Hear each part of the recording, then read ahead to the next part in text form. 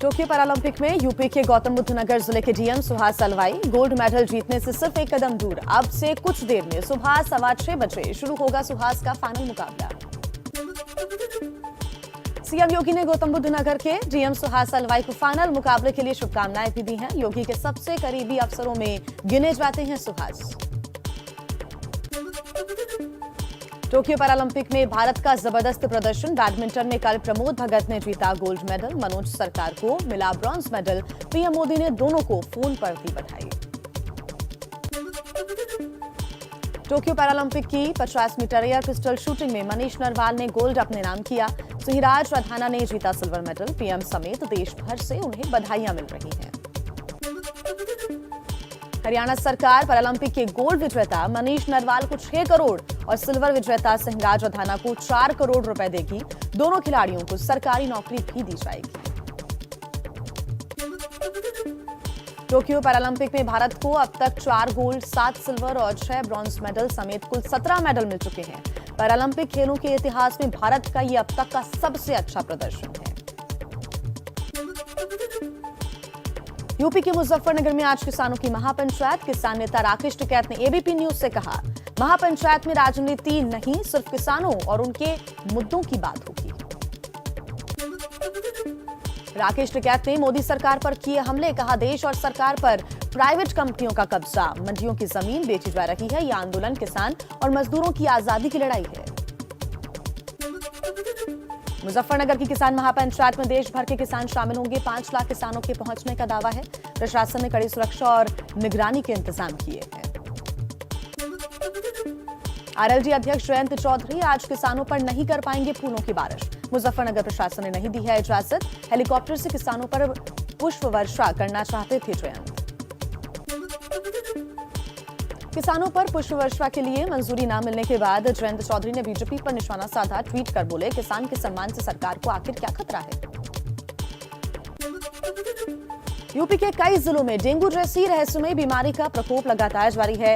मथुरा, आगरा, फिरोजाबाद, मैनपुरी, सहारनपुर और बलिया के बाद लखनऊ और कानपुर में भी बढ़ रहा है डेंगू का कहर।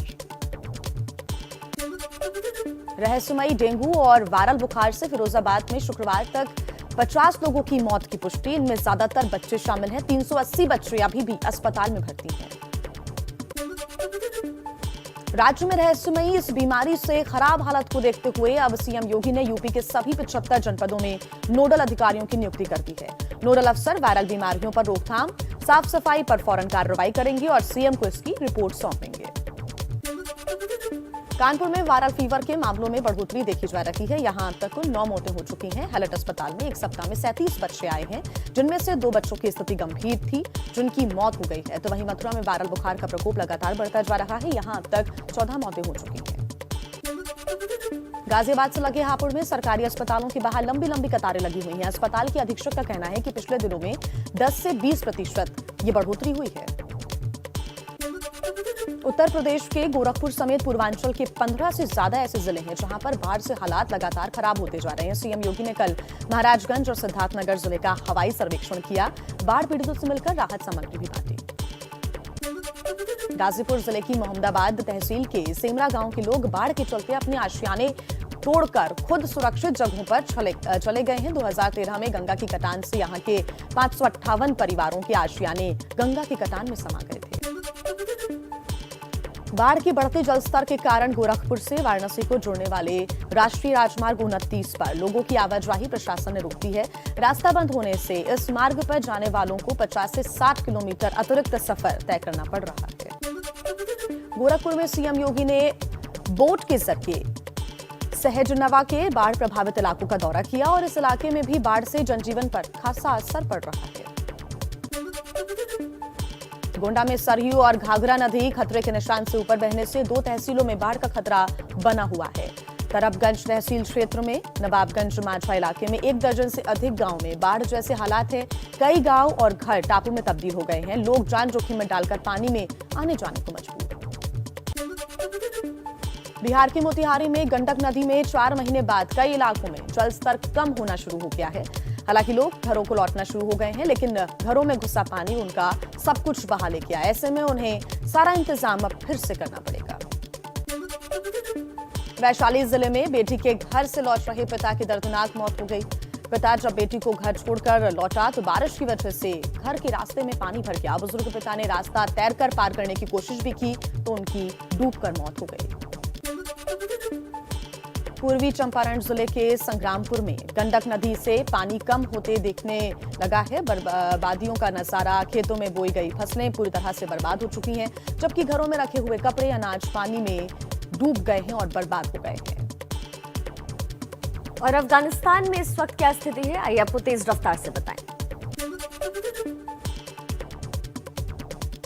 अफगानिस्तान में नई तालिबान सरकार के गठन से पहले आईएसआई के चीफ फैज हामिद काबुल पहुंचे। मुल्ला बरादर से मुलाकात की। सीमा की सुरक्षा और विदेशियों को बाहर निकालने पर हो सकती है बातचीत। काबुल पहुंचने के बाद ISI chief general Faiz Hamid का बयान, अफगानिस्तान में शांति और स्थिरता के लिए काम करने का दावा किया।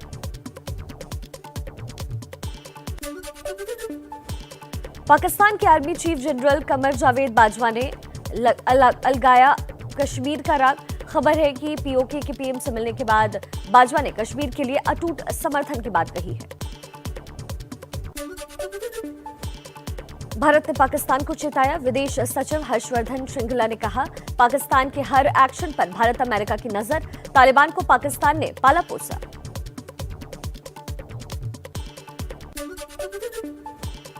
तालिबान से बातचीत पर भारत का बयान। विदेश सचिव हर्षवर्धन श्रृंगला बोले, तालिबान से बहुत सीमित बातचीत हुई। वेट एंड वॉच की नीति अपना रहा है भारत। अफगानिस्तान में नई सरकार का गठन एक हफ्ते और टला। तालिबानी प्रवक्ता जबीउल्लाह मुजाहिद ने कहा, अगले हफ्ते तालिबानी सरकार का होगा ऐलान। सूत्रों के मुताबिक मुल्ला बरादर और हक्कानी नेटवर्क के बीच दरार की खबरें। दरार की वजह से ही अफगानिस्तान में नई सरकार के गठन में हुई देरी। अफगानिस्तान में मुल्ला बरादर की नई सरकार का नेतृत्व करेगा हिब्तुल्लाह अखुंदजादा होगा सर्वोच्च नेता। मुल्ला याकूब और शेख मोहम्मद अब्बास को मिल सकती है अहम जिम्मेदारी। काबुल में तालिबान लड़ाकों ने हवाई फायरिंग कर महिलाओं का विरोध प्रदर्शन रोका। आंसू गैस के गोले भी दागे। तालिबानी सरकार में हिस्सेदारी की मांग को लेकर प्रदर्शन कर रही थी महिलाएं। पंजशीर में जारी घमासान के बीच नॉर्दर्न अलायंस ने वीडियो जारी कर दावा किया, पंजशीर से भाग रहा है तालिबान। वीडियो में दिख रहा है तालिबानी गाड़ियों का काफिला। सूत्रों के हवाले से खबर, पंजशीर घाटी में घुसे 1000 से ज्यादा तालिबानी लड़ाके। नॉर्दर्न अलायंस के लड़ाकों ने पहाड़ी को धमाकों से उड़ाकर सभी को घेरा। जल्द ही शुरू होगी काबुल एयरपोर्ट से आवाजाही। कतर के राजदूत ने कहा, ऑपरेशन के लिए हम तैयार। कतर ने अपने टेक्नीशियंस को काबुल भेजा। अफगानिस्तान के मुद्दे पर संयुक्त राष्ट्र ने 13 सितंबर को हाई लेवल मीटिंग बुलाई है। बयान जारी करके कहा, अफगानिस्तान के लोगों के साथ हम एकजुटता के साथ खड़े। गूगल ने तालिबान के डर से पुरानी अफगान सरकार के कई ईमेल अकाउंट्स को बंद किए। खबर आई थी कि तालिबान के पूर्व अधिकारियों के ईमेल तक पहुंचने की कोशिश कर रहा था। अमेरिकी data intelligence firm morning consult के सर्वे के मुताबिक पीएम मोदी दुनिया के सबसे लोकप्रिय नेता। जर्मनी की चांसलर एंजेला मर्केल चौथे और अमेरिकी राष्ट्रपति जो बाइडेन 5वें नंबर पर। केंद्रीय मंत्री जी किशन रेड्डी का बयान, कहा, पीएम मोदी का आदेश है कि हर महीने केंद्र सरकार से कम 16 मंत्री नॉर्थ ईस्ट का दौरा करें। विकास कामों में इससे तेजी आएगी। केंद्र सरकार, असम सरकार और 6 कार्बी संगठनों के बीच शांति समझौता। गृह मंत्री अमित शाह ने इसे ऐतिहासिक बताया। कहा, असम में शांति के लिए प्रतिबद्ध है। गृह मंत्री अमित शाह कल पुलिस अनुसंधान और विकास ब्यूरो के स्थापना दिवस में बोले, लोकतंत्र हमारे देश का स्वभाव। कानून व्यवस्था अगर सही नहीं तो लोकतंत्र सफल नहीं। जम्मू कश्मीर के अलगाववादी नेता सैयद अली शाह गिलानी के परिवार वालों पर केस हुआ दर्ज। पाकिस्तानी झंडे में शव को लपेटने और भारत के खिलाफ नारे लगने का आरोप। यूपी में बीजेपी आज से सभी 403 सीटों पर प्रबुद्ध सम्मेलन करेगी। सीएम योगी वाराणसी में, स्वतंत्र देव सिंह अयोध्या में और डिप्टी सीएम केशव प्रसाद मौर्य कानपुर में संबोधित करेंगे। एबीपी न्यूज और सी वोटर के सर्वे पर बीएसपी अध्यक्ष मायावती की प्रतिक्रिया। बोली, हमारी कैडर पूरी तरीके से तैयार, हम चुनौती के साथ लड़ेंगे, इस बार बीएसपी बनाएगी सरकार। बंगाल की सीएम ममता बनर्जी को बड़ी राहत, 30 सितंबर को बंगाल की 3 सीटों भवानीपुर, शेरगंज और जंगीपुर में उपचुनाव होंगे।